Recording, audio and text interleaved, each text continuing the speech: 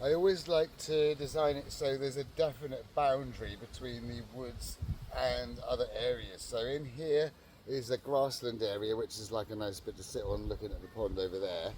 And then in here is woodland. So what I do around the edge of the woodlands usually, if they don't get edged by a pond or something, is to build a nice bank here. And here there's one like 4.5 feet high. That side on the edge of the pond is only like a couple of feet high, but it's a bank. And the trees on the top are planted on the top of the bank here, making like a hedge on the edge. And then, hello.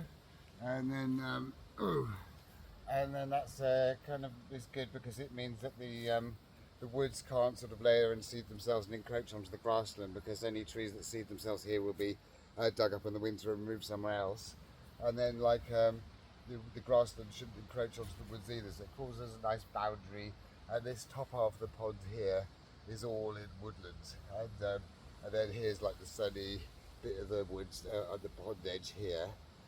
So yeah, it's a nice easy boundary. I'm not there thinking, has it encroached, is the grassland shrinking, because I know that the top of this bank here is where it starts. So even if trees see themselves on the bottom here, they'll be dug up and put somewhere else. I've always got loads and loads of trees each winter to put somewhere else. And that makes it all nice and kind of, in my mind, kind of organised.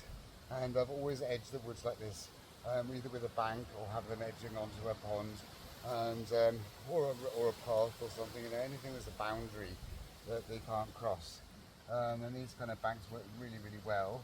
And of course, they're great different habitats as well, because you've got like a higher, drier bit of ground, more shade created on certain sides, and lots of different environments. So it also makes the woods much more sheltered and much less windy.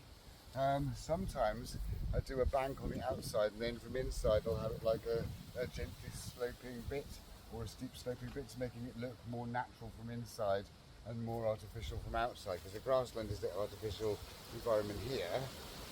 So this is designed to look like a hedge, you know, like a bank and a hedge. But from inside, it's designed so you don't notice it. You think the woods are bigger because it's sloping up to somewhere high.